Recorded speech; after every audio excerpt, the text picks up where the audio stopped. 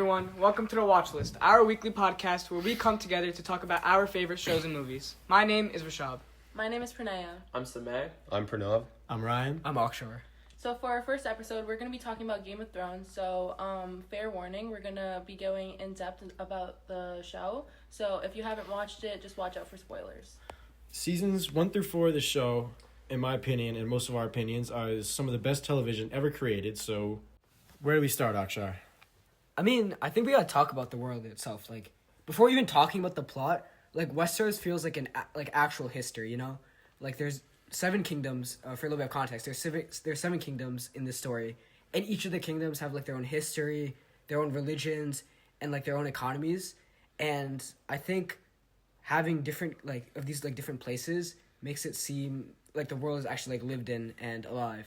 What do you think about that, Smeh? I mean, yeah, honestly, I think that's what pulled people in to begin with, just because, like, the idea of it was so novel, just, like, this whole fantasy world. My parents watch the show. They don't watch anything with dragons. They don't really care for this political stuff, but everything in the show just felt real. It felt like watching a documentary that happened to have magic and dragons and blood in it.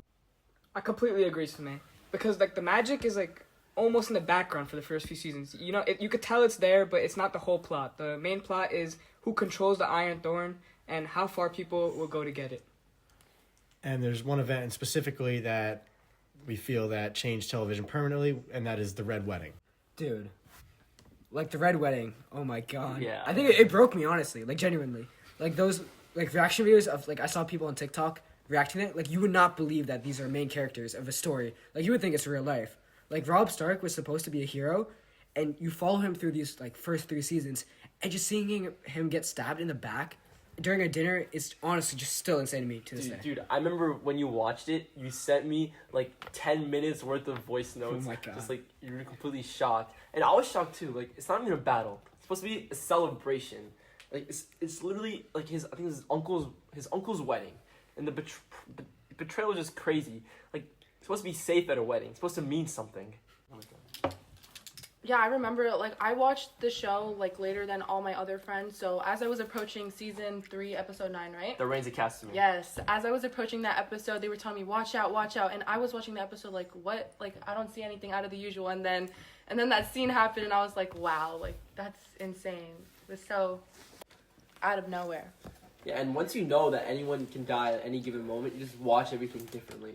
Like, every scene after that has so much, I just felt so much tension watching it because I don't know what's going to happen. Yeah, you would assume, like, a character like Robb Stark, he would have plot armor, but no, he died so early on. I was so surprised. He was, like, one of my favorite characters watching the beginning part, so.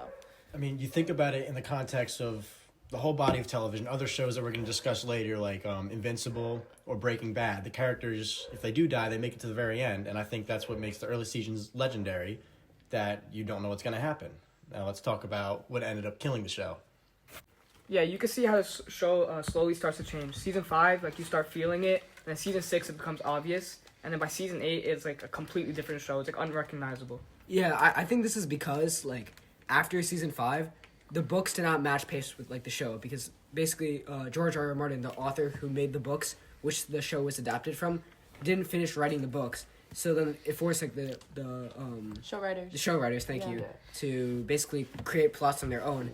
And it makes it feel like a completely different show, as the characters just do not behave as like they usually do. Yeah, especially like Tyrion. Oh my god. Oh my god, Tyrion. I thought he was one of the most smartest characters. He always gave such good advice. And then when he was Daenerys' hand, and he literally did not give a single good piece of advice to her. And I was like, this is supposed to be a genius. Yeah, throughout the show, like, Tyrion was always portrayed as the smartest guy in the room. And then by season 7, he just was a total, like, he was a buffoon. Dude, like, the one thing is during the final battle when, like, the dead came, right? Putting all the women and children in the crypts where the dead are. Like, what is that? Yo, remember when Daenerys absolutely lost her mind out of nowhere? Oh, yeah, at the end, bro. They ruined her character. Yeah, like, she was supposed to be her people's oh my god, what am I saying? Her people's... Supposed to be, like, the leader. She was supposed to be a revolutionary. The people's person. Yeah, Yeah. people's person. And then, okay, I get what they're trying to do. Like, the Mad Queen arc, trying to make her evil, Like, they could have done that. They could have done it well, but they set it up way too late. Yeah. Like, it was only in season 8 where you started seeing And the she shines of started Mad Queen. progressing, like, she started becoming mad, like, towards, like, the very end of the show. They And the- could have paced it much better. And the One- people defending the writers for saying that it makes sense and that she takes after her dad, it does make sense in some sort, but it should have been a more gradual change in her character, and I felt like it just was out of nowhere. Like, the death of her, Missandei. Missandei. Missandei, yeah. That, like, I get her spiral coming from then, but I still felt like it should have been more gradual. I think one thing, though, is the bells, because they literally rang the bells of surrender, yet she decided to burn down all of King's Landing. Like, that just... Yeah, that even made after no they sense. surrendered. Okay, enough with the plot. Let's get some further analysis about the show. The gender stuff is the one I keep coming back to, because it's not just subtle once you see it. Every woman in the show who reaches for power gets destroyed in a way that the men just don't. Cersei, Daenerys, Caitlyn, Margaery, all of them. And the show like frames it as consequences of their choices, but the men make the exact same choices. It kind of targets the women. So, for example, Tywin orchestrates the Red Wedding, and he's portrayed as this brilliant, ruthless strategist. But Cersei does half of what Tywin does, and she's the Mad Queen. Yeah, facts.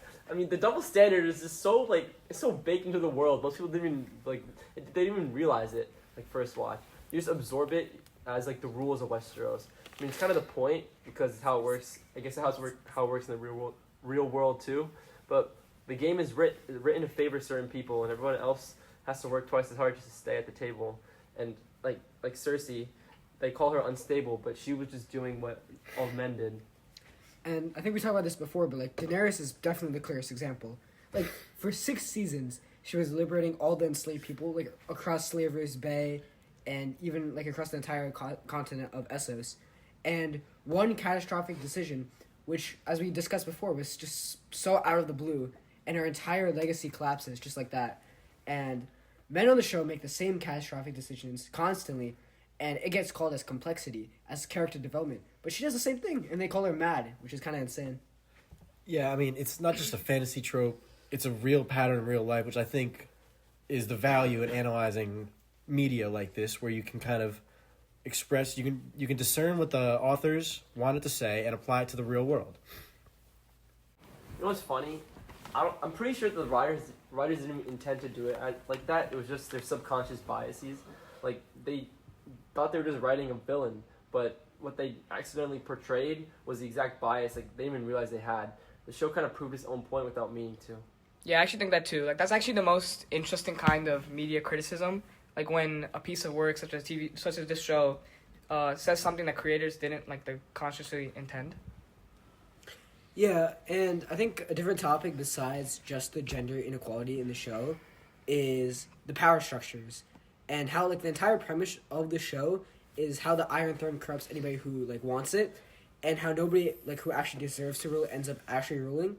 And I think we see how, like, how every king is, like, very incompetent and cruel and destroyed by the position of the Iron Throne itself. It, like, kind of connects to real life. And I think, Pranay, you want to say something on that? No, I was gonna say, like, I honestly, watching it, I so expected Jon Snow to end up as the one on the Iron Throne, but then he ends up getting sent to the Wall, and he was the only one who made sense to me to end up being on the throne. Yeah. I mean, like, going back to what Akshay said, what you're saying is basically what's happened in history. Like, typically, people who want power are the ones that are the worst candidates for it. Robert Baratheon, like the king at the beginning of the show, he won the war, but he had no idea what to do, like, with the peace. He was a great leader during the war. He's great at, like, taking charge of the country, but he was built for conflict, and he just couldn't lead without it.